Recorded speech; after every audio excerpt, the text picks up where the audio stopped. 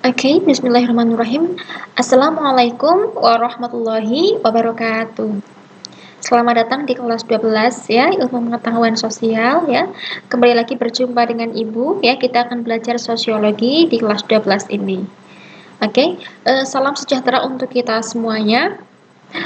Nah, di kelas 12 ini kita melanjutkan materi yang sudah kita pelajari di kelas 11 sebelumnya. Kemarin kita sudah belajar mengenai permasalahan sosial dalam masyarakat, kemudian mengenai konflik dan kekerasan, kemudian juga mengenai integrasi dan reintegrasi sosial. Nah, adapun di kelas 12 ini kita akan belajar kurang lebih 5 bab ya, 5 bab. Nah, untuk bab yang pertama, kita akan mempelajari mengenai perubahan sosial di dalam masyarakat.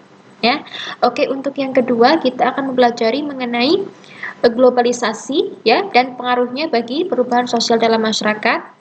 Kemudian yang ketiga bab ketiga kita akan mempelajari mengenai ketimpangan sosial di dalam masyarakat. Kemudian bab keempat kita akan mempelajari mengenai kearifan lokal dalam masyarakat. Dan yang kelima, kita akan belajar mengenai untuk bab keempat kita akan belajar mengenai kearifan lokal dan pemberdayaan dalam masyarakat atau social empowerment. Nah, untuk bab terakhirnya atau bab 5 kita akan belajar mengenai evaluasi aksi pemberdayaan komunitas, ya. Nah, langsung saja kita mulai untuk materi yang pertama atau bab pertama yaitu mengenai perubahan sosial dalam masyarakat. Nah, sebelumnya untuk pembelajarannya Ibu memilih menggunakan buku ini ya, Sosiologi untuk SMA atau MA ya, kelas 12 ya. Biasanya kalian nanti akan ada buku dari sekolah ya. Silahkan ditunggu dulu bukunya ya. Ataupun kalau yang memiliki sumber materi atau buku yang lain juga boleh sekali dipakai. Karena apa? Karena semakin banyak kita menggunakan referensi buku untuk belajar itu semakin bagus juga ya. Seperti itu. Jadi maksud Ibu boleh ya. Tadi Ibu menyarankan pakai ini. Tapi kalaupun mau pakai materi atau modul diktat ya, yang lain dari pengarang yang lain itu boleh sekali. Seperti itu ya. Oke, langsung saja perubahan sosial dalam masyarakat. Ini di sini sudah Ibu siapkan ya. Ibu siapkan PowerPoint-nya. Jadi nanti kalian bisa melihat ya, mempelajarinya dari sini ya, seperti itu. Nah, perubahan sosial dalam masyarakat. Change is the only evidence of life. Ini oleh Evelyn Waugh dalam buku Fantabulous ya, Quotes of Wisdom tahun 2012 ya. Ini kutipan ya, kutipan ini kutipan buku ya, terbitan ya, tahun terbit dan halamannya. Nah, ini quotes untuk perubahan sosial dalam masyarakat ya. Oke, kita langsung masuk ke pengertian perubahan sosial dalam masyarakat ya. Jadi perubahan sosial itu apa sih gitu ya? Seberapa penting sih kita harus belajar itu ya? Jadi perubahan itu seperti yang kita ketahui ya, kita sebagai individu, sebagai makhluk sosial itu pasti mengalami perubahan siapapun ya. Itu terjadi pada siapapun, dimanapun, di lingkungan manapun, pada lapisan apapun. Karena apa? Karena pada dasarnya manusia atau individu itu bersifat dinamis ya, masyarakat bersifat dinamis, tidak statis ya. Tidak ada masyarakat yang statis ya. Semaju apapun atau setertinggal apapun suatu masyarakat, mereka tetap mengalami perubahan. Hanya saja ada beberapa masyarakat yang perubahannya cenderung sangat cepat dan ada juga masyarakat yang perubahannya itu mungkin lebih lambat. Jadi pada intinya mereka semua mengalami perubahan ya, gitu. Nah ini, oke, nomor satu ini, manusia dan perubahan sosial. Manusia selalu mengalami perubahan. Karena apa? Karena pada dasarnya tadi manusia bersifat dinamis ya. Memiliki keinginan untuk melakukan perubahan. Untuk apa? Untuk memperbaiki kehidupannya. Ya, itu pasti ya. Nah, perubahan sosial dapat kita ketahui melalui berbagai bidang. Kita juga bisa melihatnya dari perubahan norma-norma yang ada dalam masyarakat ya. Kalau kalian jeli atau ingin tahu secara mendalam gitu ya, bahwa dalam norma sosial ini selalu mengalami perubahan ya. Sangat mungkin di lingkungan masyarakat kita ada beberapa norma-norma baru yang terbentuk, atau bahkan ada norma-norma yang sebenarnya pernah ada tetapi sudah tidak diterapkan lagi ya. Di kelas 11 kemarin kita pernah belajar istilah anomi. Anomi adalah keadaan di mana masyarakat kehilangan nilai dan norma. Itu bisa terjadi pada masyarakat yang misal mengalami peperangan, korban perang, atau masyarakat yang mengalami bencana. Nah, itu kan di situ ada tatanan norma atau struktur sosial yang mengalami perubahan. Nah, di situ nanti akan terbentuk norma-norma yang baru, ya. Kemudian pola perilaku juga pasti mengalami perubahan, organisasi sosial dalam masyarakat, kemudian keadaan fisik suatu masyarakat. Kenapa sih keadaan fisik kok berubah? Nah, keadaan fisik yang dimaksud di sini itu gini loh, kita itu selalu tadi melakukan perubahan dan manusia itu pasti selalu ada mobile atau perpindahan atau pergerakan, ya. Nah, di situ ada migrasi, imigrasi dan lain-lain gitu ya, diaspora dan lain-lain gitu. Bahkan ketika kalian nantinya akan memilih perguruan tinggi atau mendaftar pekerjaan, sangat mungkin kalian akan meninggalkan kota Batam misalnya dan lain-lain gitulah. Nah, ini juga mempengaruhi atau menjadi bagian dari perubahan fisik suatu masyarakat, ya. Kemudian lapisan masyarakat. Nah, lapisan ini juga seperti yang pernah kita pelajari sebelumnya, ya, bahwa dalam masyarakat selalu ada stratification, ya, strata, kelas-kelas dalam masyarakat. Nah, kelas itu meliputi ada upper class, kelas atas, middle class atau kelas menengah, dan lower class atau kelas bawah. Nah, semua kelas mengalami perubahan, tidak ada yang tidak, ya. Bahkan kita melihat ada beberapa masyarakat yang masih menganut sistem kasta. Di sana pun walaupun terlihat sangat ketat, seolah-olah tidak ada pergerakan antar kasta, ya. Maksudnya ketat, ya. Kasta, misalnya ini loh, di Bali kan ada Brahmana, Ksatria, Waisya, Sudra. Kasta Brahmana hanya boleh menikah dengan kasta Brahmana, misal aturannya begitu. Tapi pada kenyataannya perubahan itu ada gitu. Ada perubahan, ya. Oke, kita lanjutkan ke slide berikutnya adalah faktor penyebab perubahan sosial dalam masyarakat, ya. Oke, yang pertama adalah penemuan baru. Di sini, ya, Ibu tuliskan hal yang penting, ya. Maksudnya di beberapa buku memang tidak dibahas, tapi ini juga penting sekali gitu, ya. Terutama ketika tahun-tahun sebelumnya masih ada ujian nasional ini, ya, discovery, invention dan inovasi ini seringkali masuk ke dalam soal ujian. Ya, meskipun tahun kita ini sudah tidak ada ujian nasional, tetapi yang namanya ilmu, ya, ada baiknya kita pelajari secara lebih lengkap, ya. Nah, untuk perubahan sosial di sini, ya, penemuan baru di sini, ini ada di halaman 5 di buku paket, ya, ya. Kalau di sini juga bisa dicontohkan pada misal ini fasilitas pendidikan, fasilitas sekolah, ya. Kalau kita melihat flashback lah, ya, ataupun kalau kita melihat menonton film-film kemerdekaan, film-film zaman dulu, itu kan terlihat sekali potret pendidikan di awal kemerdekaan Indonesia dengan potret pendidikan saat ini. Beda nggak? Beda jauh, ya, beda sekali. Kemudian kurikulum, ya, bukan kurikulum lah, ya. Oke, ya. Nah, ini juga bisa masuk ke dalam apa ya, penemuan lah, ya. Penemuan, ya. Ini peralatan sekolah yang masih sederhana dan peralatan sekolah yang lebih modern, ya. Ini juga masuk ke dalam penemuan. Nah, kemudian untuk definisi dan discovery, invention dan inovasi itu apa, ya? Nah, discovery ini sering banget, ya, kita dengar istilah ini. Jadi discovery itu, ya, penemuan baru. Jadi penemuan yang pertama kali ada gitu, ya. Nah, mungkin ini sangat terlihat sekali di ini, ya, abad pertengahan atau ketika waktu itu juga ada revolusi industri. Nah, revolusi industri ini banyak sekali nih ditemukan teknologi-teknologi baru gitu, ya. Dan discovery. Nah, invention itu apa? Invention adalah tindak lanjut dari discovery. Jadi invention itu tadi, ya, tindak lanjutnya.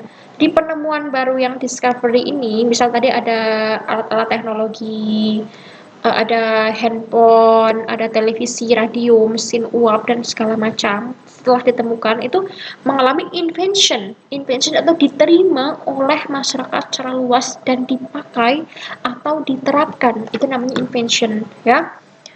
Atau contoh lainnya saja dalam kehidupan kita yang sangat dekat itu kain batik ya. Batik itu kan awalnya juga ditemukan, discovery dulu ya. Nah, kemudian invention gitu. Kita semua tahu gitu. Nah, inovasi itu apa? Kalau inovasi kita juga sering sekali dengar istilah inovasi itu seperti pembaruan. Ya, itu benar juga. Ya, jadi inovasi itu seperti halnya perluasan, pembaruan juga tadi ya, melengkapi apa yang tadinya sudah ada dilengkapi lagi. Nah, itu inovasi. Ya contohnya ya, misal penemuan pertama itu misal penemuan Microsoft gitu ya. Terus ada penerimaan masyarakat. Nah, inovasinya sekarang luar biasa, banyak sekali gitu ya. Atau contoh lain ya, seperti yang kita ketahui kalau sosiologi itu bersifat teoritis. Teoritis itu artinya dia itu pengembangan dari teori-teori yang sebelumnya sudah ada. Nah, itu berarti sejak dulu ya ilmuwan itu sudah menemukan berbagai macam teori. Seperti ilmuwan misalnya Max Weber, Karl Marx, Herbert Spencer, Emil Durkheim. Itu kan awalnya discovery gitu kan.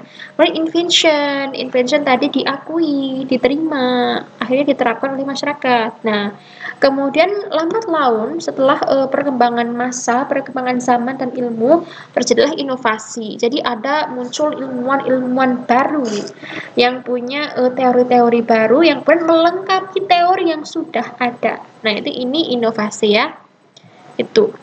Nah, untuk faktor penyebab perubahan sosial yang kedua adalah perubahan jumlah penduduk ya. Jadi tadi adanya mobile atau migrasi ya masyarakat itu sangat berpengaruh, terutama baik dari masyarakat yang tempat didatangi ataupun masyarakat atau tempat yang ditinggalkan gitu. Itu pengaruhnya besar sekali ya. Kalau contoh paling mudahnya adalah desa dengan kota ya, urbanisasi. Ya, dimana di desa itu kadang kekurangan tenaga-tenaga muda. Karena apa? Karena teman-teman yang usia muda itu pada keluar keluar kota gitu. Satu, mereka pengen kuliah, menempuh pendidikan. Yang kedua, mereka ingin mendapatkan pekerjaan di kota-kota besar. Nah, ini dampaknya. Nah, kalian di kota besar seperti apa? Nah, pemadatan jumlah penduduk ya. Kemudian peningkatan kriminalitas ya dan lain-lain gitu. Itu. Nah, kemudian untuk perubahan lingkungan fisik. Nah, ini Ibu yakin kalian sudah paham ya. Jadi lingkungan fisik ini bisa lingkungan apa namanya? Pengaruh yang alami ataupun non alami. Kalau pengaruh yang alami itu seperti bencana alam, banjir, kebakaran hutan ya, tanah longsor ya. Ya, itu ya. Lingkungan fisik ya. Kalau yang non fisik itu ya misal karena akibat ulah-ulah kita sih gitu ya. Akibat ulah kita. Nah, ini kan secara nggak langsung pastilah mempengaruhi masyarakat di dalamnya gitu kan. Kehilangan tadi ya, misal masyarakat yang terdampak banjir sajalah, pasti lembaga-lembaganya akan terhenti mengalami kelumpuhan ya, yang tadinya anak-anak sekolah akhirnya tidak bisa. Ini kalau kita ngomonginnya secara normal di luar dari ada wabah COVID ya. Ini kan misal kalau masyarakat yang kena banjir kan pasti ya tadi terdampak nggak bisa sekolah, bahkan bangunannya pun kena banjir, kebawa banjir. Nah, itu kan berpengaruh gitu. Dan perubahan lembaga sosial. Jadi perubahannya seperti apa gitu. Nah, ini sebenarnya nama lain dari lembaga sosial adalah ya pranata sosial. Pranata sosial ya. Jadi lembaga atau pranata sosial itu pada awalnya dibentuk karena untuk memenuhi kebutuhan masyarakat. Nah, contoh lembaga sosial apa sih? Loh, banyak sekali gitu. Ya, kita tidak bisa terlepas dari itu. Misalnya nih, untuk lembaga sosial dalam hal pendidikan ya sekolah, SMA, ya perguruan tinggi. Nah, untuk lembaga atau peranata misalnya ekonomi ya, itu ada pasar ya, pasar tradisional, pasar modern, mall ya, transport dan lain-lain gitu ya. Kemudian juga peranata atau lembaga politik ya dan lain-lain. Nah, ini pasti mengalami perubahan ya. Misal kalau pendidikan dulu ya dulu banget lah ya kalian begini tahun dulu kita masih ada penerapan kurikulum 2006 atau KTSP, itu kan lama sekali kan ya. Kemudian ada pembaruan lagi, kita memakai kurikulum 2013 ya. Sebelum kemudian ada kurikulum nasional atau Kurnas. Nah, itu beberapa kurikulum yang diterapkan atau dipakai di Indonesia beberapa tahun terakhir ini gitu. Nah, ini kan perubahan nih dalam lembaga pendidikan.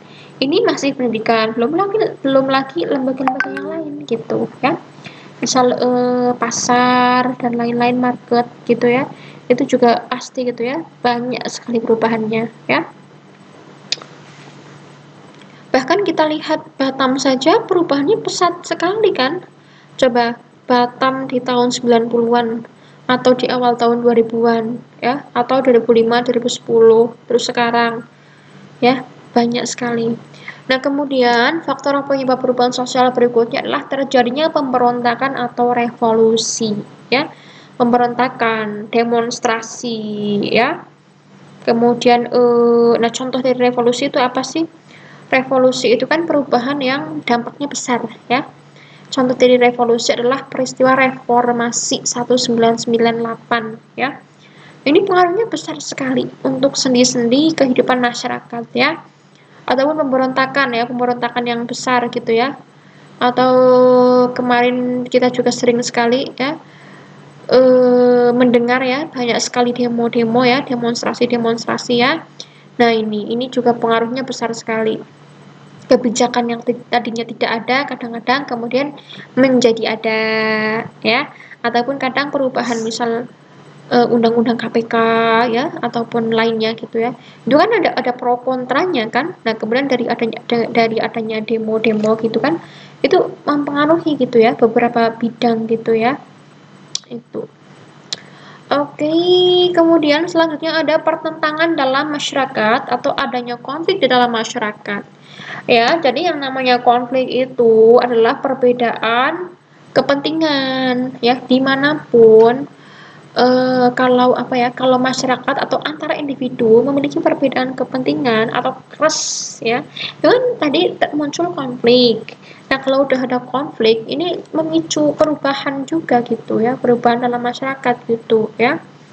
Misal kita lah ya, konflik antara buruh pabrik dengan pemilik pabrik gitu ya, konflik antara atasan bawahan, konflik antara masyarakat dengan pemerintah gitu ya, karena perbedaan kepentingan itu tadi ya. Itu kemudian masuknya kebudayaan dari masyarakat lain ya. Ini masuknya kebudayaan dari masyarakat lain juga luar biasa sekali dampaknya. Nah, ini akan lebih kita bahas secara detail itu di materi globalisasi dan perubahannya untuk masyarakat ya.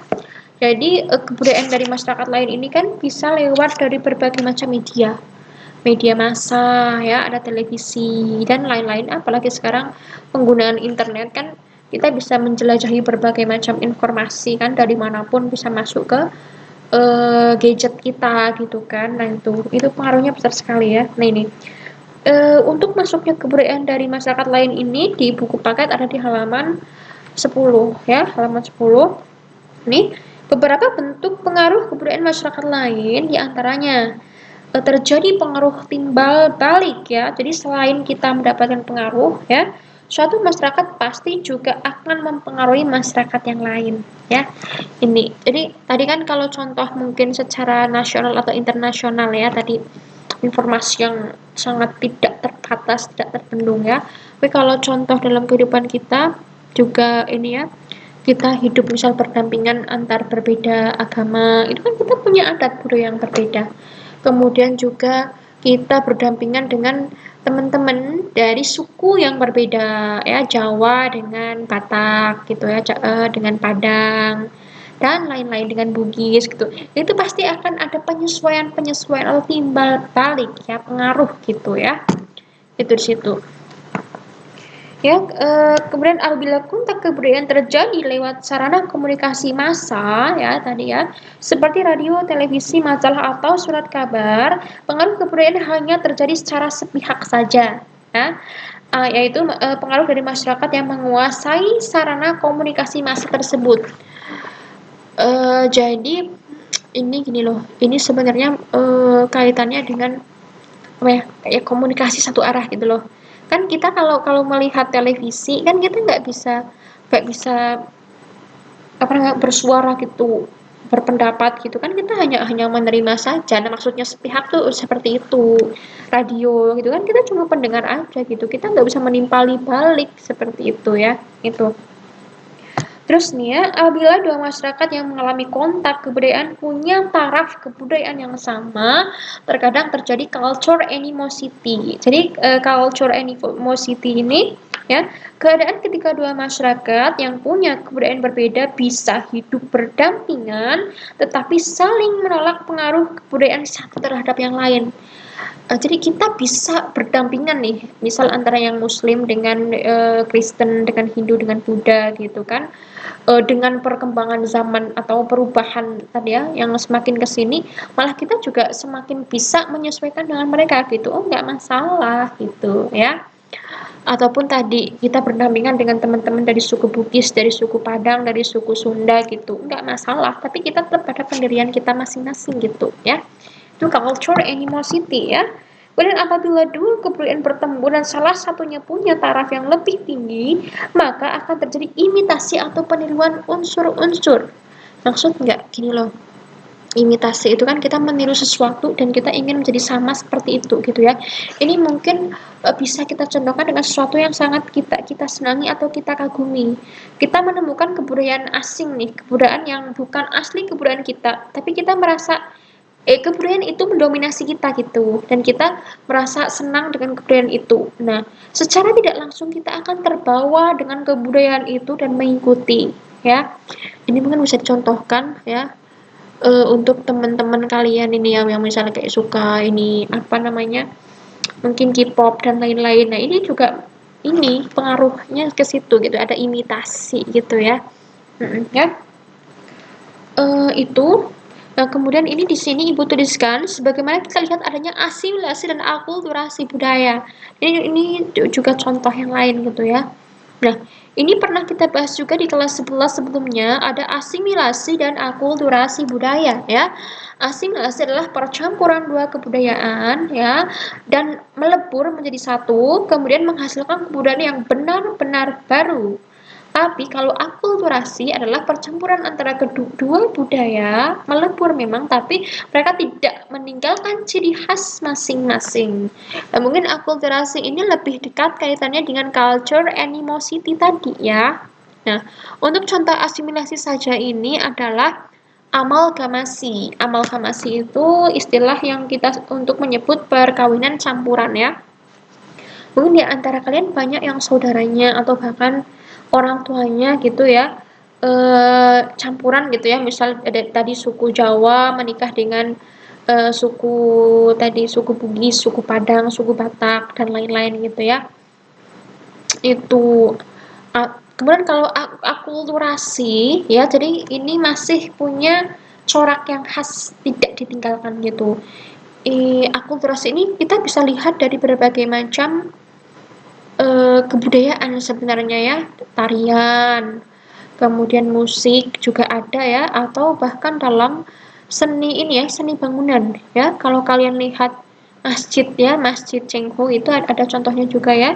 Itu ya, itu kan itu hasil dari apa namanya, percampuran kebudayaan gitu ya. Hasil dari percampuran budaya gitu ya. Itu kemudian terjadinya peperangan. Nah, ini peperangan juga punya pengaruh yang sangat besar ya bagi tatanan masyarakat ya, bagi keadaan masyarakat ya kan. Biasanya kalau yang kalah gitu ya kan, kita kehilangan harta benda, jiwa gitu ya, kehilangan tempat tinggal dan lain-lain gitu. Nah, itu kan secara tidak langsung merombak semua tatanan kehidupan kita gitu, normanya dirubah semua ya, seperti zaman penjajahan lah ya. Bangsa yang dijajah pasti mau tidak mau akan tunduk dan patuh kepada bangsa koloni. Nah, itu akhirnya kan kita nggak bisa pakai norma kita sendiri, dan kita harus mau tidak mau menerima norma dari bangsa koloni itu, gitu ya. Ya, bahkan kalau kita lihat sekarang ini peninggalannya juga masih banyak sekali ya, yang bahkan menjadi bagian dari budaya kita ya, dalam kehidupan ya. Oke, kita masuk ke faktor pendorong perubahan sosial. Nah, ini Ibu tulis di sini ada kontak dengan kebudayaan lain. Semakin sering kita melakukan kontak dengan buku kebudayaan lain, ini semakin mudah celah juga untuk mengalami perubahan sosial ya tadi itu. Jadi semakin kalian banyak misal bergaul, punya teman-teman dari berbagai macam latar belakang ya, ini perubahannya besar juga gitu ya. Itu ini ya. Nah, untuk kontak dengan klien lain ya, ini di sini ada di halaman 12 ya. Di sini dituliskan juga ini ya. Ya, proses difusi ya, penyebaran suatu gagasan atau teknologi yang dianggap baru dalam suatu kebudayaan ya. Difusi misal ya tadilah ya, misal gini loh, kita melihat ada dua masyarakat kota A dengan masyarakat kota B, karena mereka saling berbaur, sering sekali ada pertemuan. Nah, akhirnya misal kota A ini lebih maju dalam hal teknologi. Nah, akhirnya kota B juga akan ikut maju gitu loh, ikut terpengaruh gitu ya. Atau kalau kita mau lihat nih ya, di masyarakat Indonesia itu ternyata masih ada beberapa masyarakat terasing ya. Kita bisa lihat beberapa suku yang terasing seperti suku Samin ya, itu di Jawa ya. Suku Samin, kemudian ada suku Baduy Dalam ya di Sunda atau di Banten ya, di Jawa Barat ya. Nah, bahkan Baduy sendiri ada Baduy luar dan Baduy dalam. Bedanya, kalau Baduy dalam ini masih sangat kental dengan tradisi-tradisi dan norma-norma mereka, dan mereka cenderung mungkin belum banyak pengaruh dari daerah luar. Karena apa? Karena mereka memang membatasi atau hampir tidak menyukai ya adanya kontak dengan masyarakat luar. Nah, bedanya dengan Baduy luar, kalau Baduy luar itu memang sudah banyak mendapatkan pengaruh dari masyarakat-masyarakat lain. Jadi mereka sudah lebih mau menerima perubahan ya. Kalau di Baduy dalam kita lihat beberapa waktu yang lalu itu tidak ada yang mengenyam pendidikan di sekolah formal, tidak ada listrik gitu ya. Dan pakaiannya pun berwarna hitam karena itu adalah pakaian adat mereka. Tapi kalau Baduy luar itu sudah lebih banyak perubahannya, menerima adanya teknologi, mengenakan pakaian seperti halnya masyarakat yang lain, seperti itu ya, itu. Nah, itu disebut dengan difusi tadi, penyebaran budaya ya. Nah, proses difusi dipengaruhi oleh beberapa faktor ya, seperti kontak dengan masyarakat tertentu, kemudian kemampuan mendemonstrasikan manfaat penemuan baru ya, ada pengakuan kegunaan penemuan baru oleh masyarakat lain, ada tidaknya unsur kebudayaan yang menyaingi unsur penemuan baru, dan peran masyarakat dalam menyebarkan penemuan baru gitu. Jadi semakin kita bekerja sama solid untuk misal tadi melakukan perubahan, ya semakin cepat juga. Tapi kalau ya tadi misal di Baduy dalam, dari ketua adatnya saja sudah mengatakan kita harus tetap berpegang pada norma. Nah, maka ketika ada perubahan baru, mereka susah gitu untuk saling sepakat gitu ya, untuk mau melakukan perubahan gitu. Jadi inilah masyarakat juga perannya besar banget gitu ya untuk menyukseskan terjadinya perubahan itu, seperti itu ya. Kemudian kemajuan sistem pendidikan. Jadi semakin maju sistem pendidikan suatu daerah, ini juga sangat berpengaruh pada perubahan sosial dalam masyarakat ya. Pendidikan itu mempengaruhi pola pikir kita, rasionalitas kita ya, cara kerja kita ya. Jadi masyarakat yang pendidikannya tinggi, mereka cenderung bisa mengatur kehidupannya dengan misalnya lebih maju. Mereka bisa pakai alat-alat teknologi yang modern, kayak hidup yang lebih modern mungkin gitu ya. Seperti itulah ya. Tapi untuk masyarakat yang taraf pendidikannya masih rendah atau bahkan kurang, kita juga bisa melihat cara mereka melakukan aktivitas dalam sehari-harinya seperti itu ya, seperti kurang memahami fungsi teknologi ya gitu, atau bahkan belum bisa menjangkau teknologi gitu ya. Kita bisa melihat perbedaan misalnya antara Indonesia Barat dengan Indonesia Timur ya, perubahannya ya, baik dalam hal pendidikannya, sosialnya, ekonomi ya, atau bahkan pembangunannya gitu ya. Kita bisa melihat itu semua ya. Atau dalam hal ranah pendidikan ini gitu ya, kita juga bisa bisa melihat membandingkan dengan beberapa negara yang memang punya notabe pendidikannya sangat bagus, misal di Finlandia atau negara-negara di Eropa ataupun Amerika gitu ya. Nah, kita bisa bisa melihat itu ataupun Jepang gitu ya. Kita bisa melihat betapa besar pengaruhnya pendidikan gitu, kemajuan pendidikan bagi perubahan sosial masyarakat yang lebih baik seperti itu ya. Selanjutnya adalah sikap menghargai hasil karya orang lainnya. Semakin kita bisa respect, memberikan simpati ya pada hasil karya seseorang, maka secara tidak langsung ini juga akan memberikan motivasi atau efek bagi orang yang tadi memiliki hasil karya gitu loh. Contohnya aja ya kita lah gitu, misal kita memiliki karya seni gitu, pun karya seni kita itu sangat diapresiasi oleh banyak orang gitu, kira-kira seneng nggak? Seneng gitu, kita akan terdorong untuk melakukan yang lebih, untuk berprestasi lebih. Nah, seperti itu ya. Kemudian lagi, ini sistem terbuka dalam lapisan masyarakat atau yang lebih kita sebut sebagai open stratification ya. Ini juga mungkin seperti yang tadi udah Ibu bilang di awal juga ya. Kan tadi beberapa masyarakat itu memang pasti ada dalam lapisan ya, memiliki lapisan. Baik itu mungkin masyarakat yang memang memiliki sistem kasta seperti India atau Bali, atau masyarakat feodal ya, dan masyarakat tanpa tanpa kasta ya. Nah, semakin terbuka masyarakat, lapisannya masyarakat terbuka itu mendorong perubahan yang semakin cepat gitu ya, itu gitu ya. Kemudian akomodasi pada perilaku menyimpang. Jadi akomodasi itu apa sih ya gitu ya? Ya, manusia heterogen. Ya, akomodasi itu kemampuan kita untuk ini apa namanya? Kemampuan kita untuk bisa lebih mengurangi tuntutan dari adanya suatu permasalahan gitu loh. Kita bisa mengakomodasi permasalahan atau penyimpangan gitu ya. Kan kita melihat ada beberapa daerah, mereka punya norma yang berbeda-beda. Katakanlah di Aceh dengan di Batam itu sangat berbeda. Kalau di sini mungkin pacaran gitu itu kan biasa gitu. Tapi kalau di beberapa negara nih atau beberapa kawasan yang memang misal agama Islamnya sangat kuat, itu ada norma yang lebih lebih keras, lebih kuat gitu.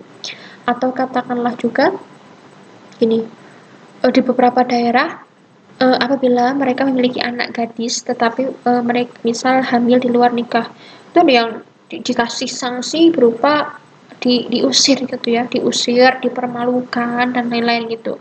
Tapi ada juga beberapa masyarakat yang mengakomodasi itu gitu, apa ya, memberikan solusi atau alternatif apa namanya menikahkannya walaupun memang masih ada rasa malu, tapi tidak mengusir, tidak sampai mengusir seperti itu ya. Ini perbedaan ya, akomodasi pada perilaku menyimpang. Nah, ini juga mendorong perubahan sosial ya dalam masyarakat gitu ya. Gitu ya. Ini ya. Nah, ini.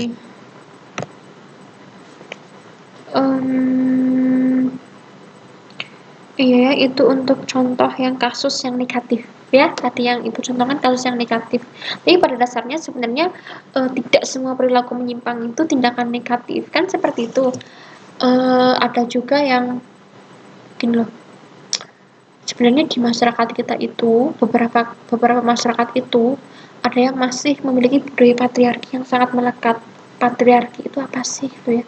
Patriarki itu mereka cenderung memiliki pandangan bahwa perempuan itu di posisi yang lebih rendah atau di nomor 2 setelah laki-laki. Jadi misal yang wajib yang harus sekolah bekerja itu ya laki-laki gitu, perempuan nanti gitu. Nah, itu masyarakat yang patriarki ya, membedakan gitu, ataupun yang menganggap bahwa ya tadi peran perempuan itu tidak kurang penting. Nah, ini budaya yang harus dihilangkan ya, tapi memang masih melekat di beberapa masyarakat kita. Karenanya kan kadang kalian ada yang mendengar juga kan, ngapain sih cewek sekolah tinggi-tinggi buat apa? Toh nanti juga mereka akan berumah tangga, mereka akan mengurusi pekerjaan dapur, lain-lain. Nah, itu pandangan-pandangan yang sangat buruk gitu. Ataupun ada beberapa masyarakat yang mengatakan, ah ngapain ngapain juga punya cita-cita dokter, nggak usah terlalu tinggi, misalnya kayak gitu. Nah, itu nggak baik seperti itu ya, patriarki gitu ya. Nah ini ya, tidak semua perilaku menyimpang itu tindakan yang negatif gitu ya. Nah, pada dasarnya perilaku menyimpang sebagai perilaku yang dianggap bertentangan dengan kebiasaan-kebiasaan masyarakat, ya. Ya itulah. Jadi dan sebenarnya perilaku penyimpangan ini tuh bisa berbeda loh di antara daerah satu dengan daerah yang lain. Seperti seperti yang tadi Ibu bilang, masyarakat satu dengan masyarakat dua dia punya adat istiadat yang berbeda, hukum adat yang berbeda.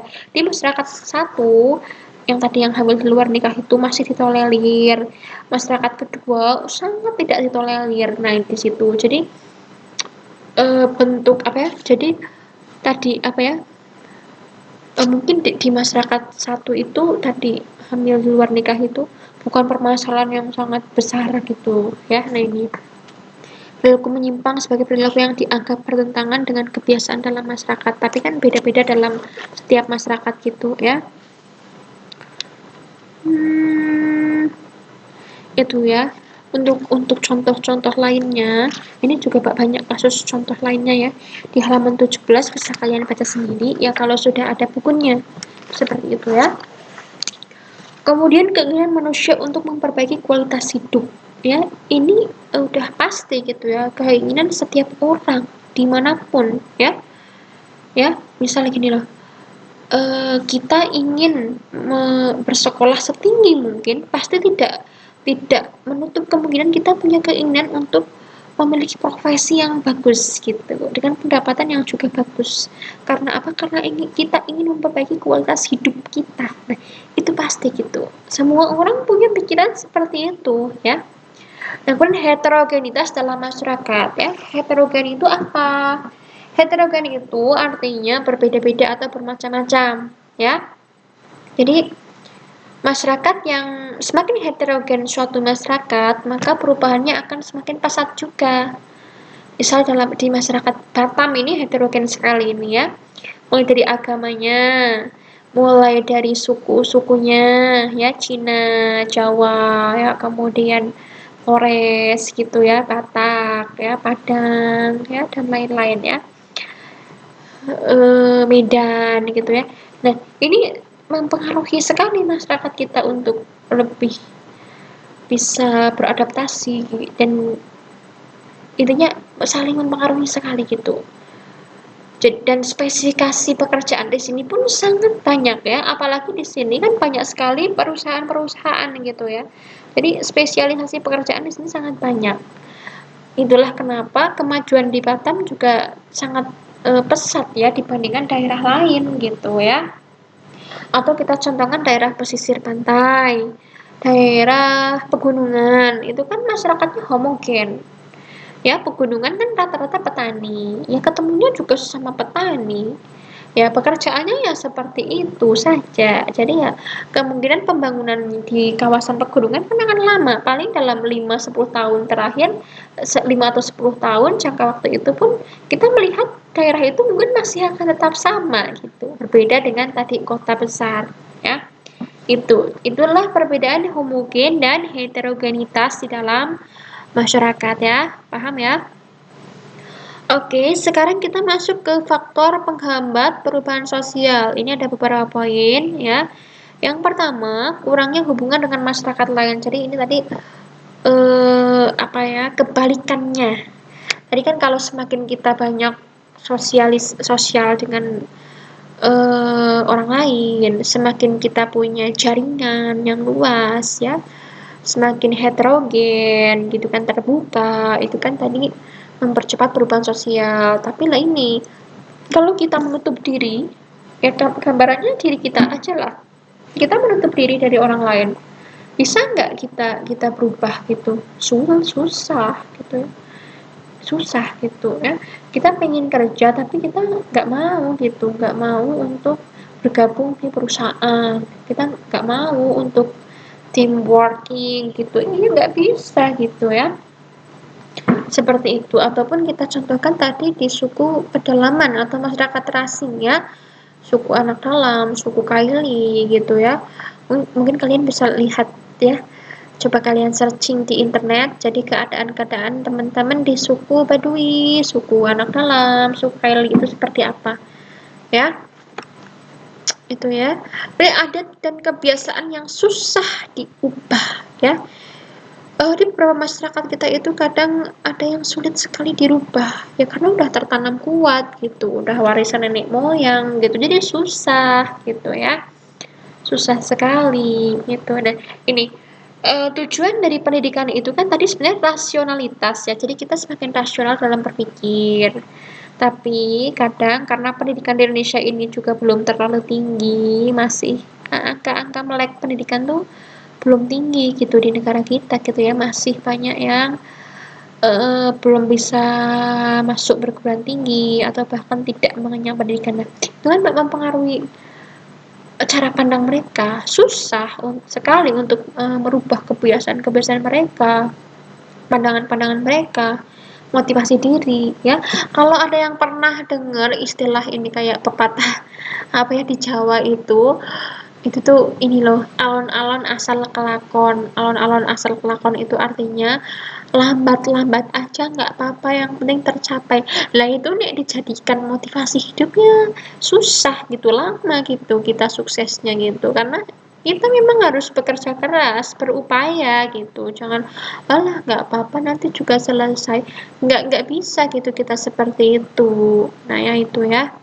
Nah di setiap daerah biasanya ada ya kata-kata apa ya, itu kayak pepatah-pepatah gitu ya, gitulah ya. Kemudian perkembangan ilmu pengetahuan yang terlambat. Nah ini juga sudah ibu sampaikan dari tadi ya, semakin terlambat ya, perkembangan ilmu pengetahuannya semakin susah dan semakin tertinggal juga gitu ya. Di beberapa kawasan Indonesia itu ada yang sangat susah untuk akses pendidikan gitu ya. Bahkan ya gitulah. Oke ya, kemudian kepentingan yang tertanam kuat atau istilahnya ini vested interest ya. Ini kadang istilahnya apa ya, saklek gitu loh. Apa ya? Ya gitulah ya. Apa? Ini pandangan-pandangan yang susah diubah juga gitu. Ini kaitannya dengan adat dan kebiasaan yang susah dirubah ya. Di sini vested interest ya. Tadi halaman 20 ya. Nih. Nah ini vested interest itu kayak ya ini kadang-kadang kita kaitkan dengan sebenarnya kayak nyaman dengan zona nyaman mereka kayak gitu, zona nyaman gitu. Ya udahlah gitu nih ya. Zona nyaman gitu. Masyarakat yang merasa sudah baik kok, udah bagus gitu, udah nyaman kayak gini gitu, ngapain diubah-ubah. Nah itu vested interest tuh kayak gitu ya. Ini ya, vested interest muncul karena anggapan masyarakat bahwa kebudayaan mereka itu lebih unggul. Kebudayaan yang dimaksud berkaitan dengan aturan-aturan dalam masyarakat. Mereka enggan mengubah aturan tersebut karena dianggap masih relevan dengan perkembangan zaman. Contohnya, pada masyarakat yang mengalami transisi, tentunya ada golongan yang dianggap sebagai pelopor proses transisi. Oleh karenanya, selalu mengidentifikasikan diri dengan usaha dan jasa-jasanya. Sulit bagi mereka melepaskan kedudukannya dalam sebuah proses perubahan.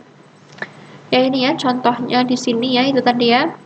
Merasa udah bagus gitu, merasa udah banyak berubah, udah banyak apa jasa-jasanya kayak gitu ya, jadi merasa sudah nggak perlu gitu ya. Nih, golongan masyarakat yang mempunyai vested interest akan mempertahankan status. Kondisi ini yang menyebabkan terlambatnya proses perubahan gitu. Jadi mereka merasa tadi udah berperan banyak gitu, udah statusnya udah bagus, udah tinggi kayak gitu ya, udah nyaman, zona nyaman gitu ya. Ya. Ini ada kata-kata dari Oprah Winfrey. Kita tidak akan bisa mengetahui potensi kita yang sebenarnya bila kita memilih diam dan tetap tinggal di dalam zona nyaman kita, ya. Itu. Oke, kemudian selanjutnya adalah rasa takut terjadi kegoyahan pada integrasi kebudayaan. Nah, ini ada perasaan yang takut di beberapa masyarakat ya. Takut mengalami perubahan, takut kalau perubahan-perubahan itu akan buruk buat kita, akan mengubah tatanan kita kayak gitu ya. Ini. Ini masuknya unsur kebudayaan dari luar yang justru diyakini bisa mengancam integrasi masyarakatnya. Jadi mereka takut kalau nanti ada perubahan, nanti kita udah nggak solid lagi, kita pada terpecah-pecah kayak gitu ya. Itu ya. Ini ya. Ancaman tersebut menyebabkan masyarakat takut menghadapi perubahan sosial ya. Karena apa? Oleh karenanya biasanya masyarakat akan membatasi diri menerima unsur kebudayaan dari luar gitu. Nah, ini juga bisa kita contohkan pada masyarakat Baduy dalam ya di Jawa Barat di suku Banten di Banten ya. Nah, itu coba kalian lihat di internet ya tentang masyarakat Baduy dalam. Nah, kalian pahami. Nah, ini sebenarnya mereka juga merasakan ini ya, takut kegoyahan pada integrasi budaya mereka gitu ya. Kemudian adalah hambatan yang sifatnya ideologis ya. Ini menurut Kamus Sosiologi, ideologi sendiri adalah kumpulan konsep yang persistem yang dijadikan asas pendapat yang memberikan arah dan tujuan untuk kelangsungan hidup ya. Ini dikutip dari Haryanta tahun 2012 halaman 87 ya, diterbitkan tahun 2012 ya. Nah, ini. Jadi keberadaan ideologis selalu memiliki harga mati bagi komunitas sosial tertentu. Dan kondisi ini terjadi karena ideologi dipengaruhi oleh nilai, norma, dan agama yang dianut oleh masyarakat ya. Jadi ini ya. Jadi ketika mereka merasa adanya hal-hal baru tidak sesuai dengan ideologi mereka, dia akan cenderung menolak perubahan itu. Ini bisa kita contohkan juga pada nilai-nilai masyarakat yang sangat memegang agama ya. Jadi misal untuk masyarakat muslim gitu, kita masyarakat muslim sangat memilah-milah atau tidak mau menerima beberapa pengaruh dari luar ya, terutama berkaitan dengan cara untuk untuk tetap berpenampilan yang menutup aurat gitu ya. Nah, mereka sebenarnya kan masyarakat muslim pastilah gitu kan melihat banyak sekali ya, banyak sekali tayangan-tayangan, bukan tayangan maksudnya gini loh, media-media gitu kan yang menampilkan berbagai macam budaya, cara berpakaian seperti itu. Tapi masyarakat muslim tidak mau terpengaruh dalam hal pakaian. Nah, jadi bagi masyarakat muslim, pakaian yang paling patut, paling benar itu yang harus menutup seluruh badan gitu. Maksudnya menutup auratnya. Nah, ini juga berkaitan dengan ideologis ya, keyakinan ya, nilai agama tadi gitu ya. Ataupun juga misal gini, kalian misalnya pergi ke negara lain, ke luar negeri gitu, mungkin ke Singapura, ke Malaysia dan lain-lain itu. Secara tidak sadar kalian akan merasa, saya nggak mau ini, saya nggak mau itu gitu. Ataupun kalau mendengar apa ya, pastilah akan ada perasaan di mana kalian lebih membandingkan dan ya mungkin gimana ya, kita akan merasa bahwa negara kita lebih baik, negara kita ada di hati kita kayak gitu.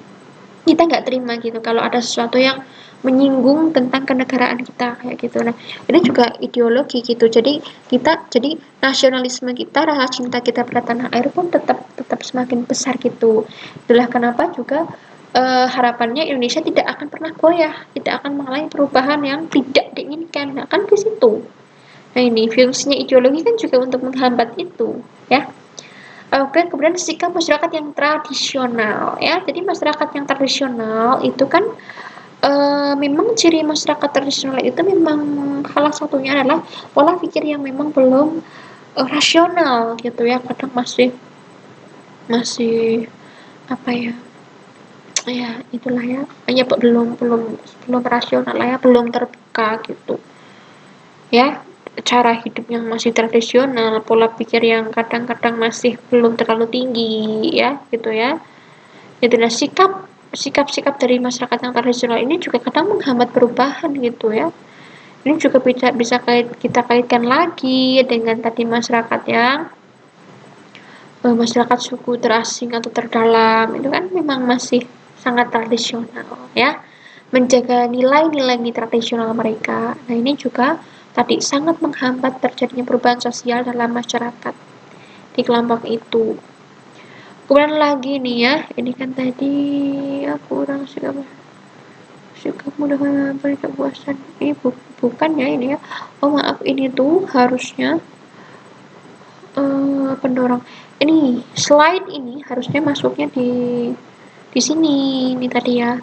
Ini maaf ya. Jadi ini ada lanjutannya ya. Setelah heterogenetas dalam masyarakat tuh ya sikap mudah menerima hal baru, ketidakpuasan pada bidang-bidang kehidupan tertentu ya, orientasinya pada masa depan atau visioner, dan open stratification juga tadi sudah kita bahas ya. Oke.